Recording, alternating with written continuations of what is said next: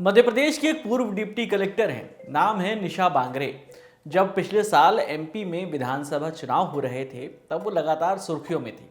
तब चर्चा में इसलिए थी क्योंकि वो नौकरी से इस्तीफा देकर बैतूल जिले की आमला सीट से चुनाव लड़ना चाहती थी। लेकिन जब तक शासन की ओर से निशा बांगरे का इस्तीफा स्वीकार किया गया तब तक कांग्रेस ने उस सीट पर उम्मीदवार घोषित कर दिया था। ऐसे में वो तब चुनाव नहीं लड़ पाई थी। फिर पार्टी की ओर से कहा गया कि विधानसभा में ना सही, लोकसभा चुनाव में आपको भिंडिया टीकमगढ़ से टिकट देंगे। लेकिन जब लिस्ट आई तो उसमें भी निशा बांगरे का नाम नहीं था। ऐसे में अब निशा बांगरे ने वापस नौकरी में जाने की तैयारी कर ली है।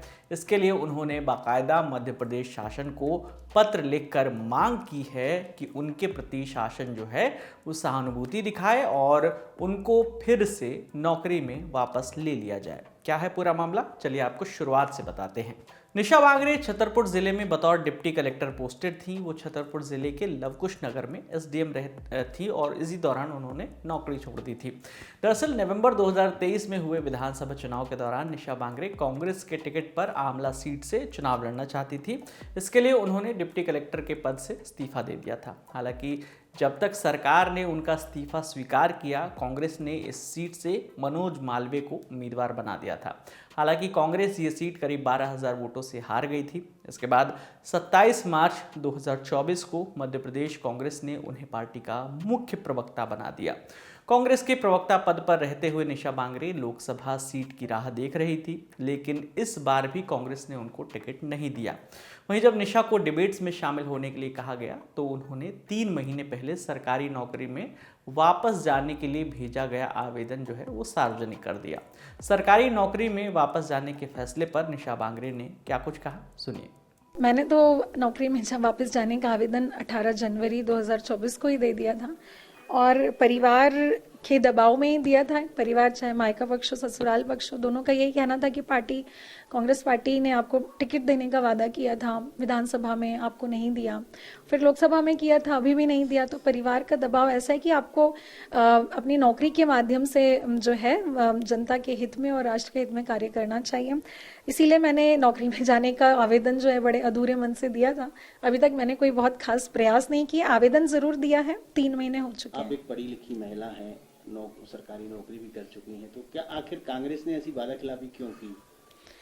ये तो उनका लुकआउट है, वो उनका है कि वो क्या करना चाहते थे। पहले तो उन्होंने विधानसभा में, मैं तो अपनी नौकरी अच्छे से कर ही रही थी, उनके ही द्वारा पहले बुलाया गया, फिर टिकट देने की बात करी गई।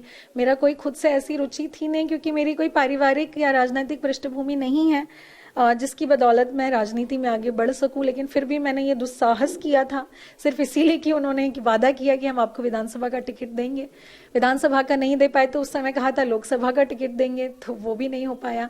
तो हमारे परिवार वालों को बड़ा ठगा सा महसूस हो रहा है, बहुत दुखी हैं। तो उनको ध्यान में रखते हुए मुझे आधे ही मन से ये फैसला लेना पड़ रहा है कि नौकरी में वापस जाने का आवेदन दिया था। नियम है कि अब आप नौकरी में वापस जा सकती हैं? बिल्कुल, ऐसा मुझे बताया है किसी ने कि पहले लोगों ने चुनाव लड़के भी और हार कर भी लोग वापस गए हैं। तो निश्चित तौर पे अगर सीएम साहब चाहें तो हो सकता है, उनके ऊपर है ये निर्णय, उनके पास सुरक्षित है।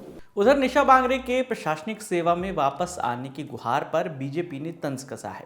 बीजेपी के प्रदेश मीडिया प्रभारी आशीष अग्रवाल ने सोशल मीडिया प्लेटफॉर्म एक्स पर लिखा कि लालच बुरी बला है और वही बुरी बला निशा बांगरे को ले डूबी। चुनाव से ठीक 2 महीने पहले कमलनाथ के झांसे में आकर एसडीएम की नौकरी से त्यागपत्र दिया। इस्तीफा मंजूर करने की कागजी कार्रवाई जब तक खत्म हुई तब तक नामांकन की तारीख निकल गई। कमलनाथ ने फिर झांसा दिया कि सरकार बनने दो, बड़ी जिम्मेदारी मिलेगी। अब ना तो विधायक बन सके और ना ही तहसीलदार रही। कांग्रेस ने निशा के सपनों का कर दिया मोए मोए। अब आपको निशा बांगरे के बारे में भी बता देते हैं। निशा बांगरे जो हैं उन्होंने विदिशा के सम्राट अशोक प्रौद्योगिकी संस्थान से साल 2010 से 2014 के बीच इंजीनियरिंग की पढ़ाई की। बाद में उन्होंने एक कंपनी में नौकरी भी की, लेकिन कुछ समय बाद निशा ने सिविल सर्वेंट बनने की तैयारी शुरू कर दी। साल 2016 में मध्य प्रदेश लोक सेवा आयोग यानी एमपीपीएससी की परीक्षा पास की और डिप्टी एसपी का पद हासिल किया। फिर साल 2017 में निशा ने दोबारा एमपीपीएससी की परीक्षा दी और इस बार भी सफल हुई। इस बार वो डिप्टी कलेक्टर के लिए चुनी गई। तब से वो प्रदेश के अलग अलग जिलों में अपनी सेवाएं दे रही थी। निशा बांगरे अपनी शादी को लेकर भी चर्चा में रही थी। फरवरी 2019 में उन्होंने संविधान को साक्षी मानकर अपनी शादी की थी। निशा के पति एक मल्टीनेशनल कंपनी में काम करते हैं। इस पूरे मामले पर, इस पूरी खबर पर आपकी जो भी राय है आप हमें कमेंट सेक्शन में जरूर बताइएगा। मेरा नाम है विकास वर्मा, देखते रहिए दिल लल्लन टॉप। शुक्रिया।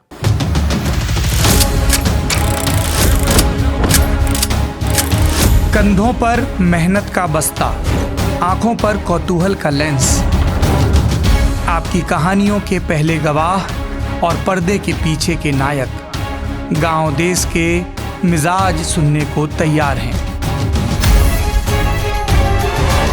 क्या आप तैयार हैं? लल्लन टॉप चुनाव यात्रा 2024।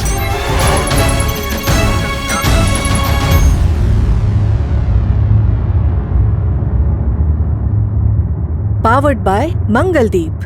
प्रार्थना की महक, प्रार्थना के बाद भी। Candid dusting powder, ITC sunrise मसाले, स्वाद बिहार का।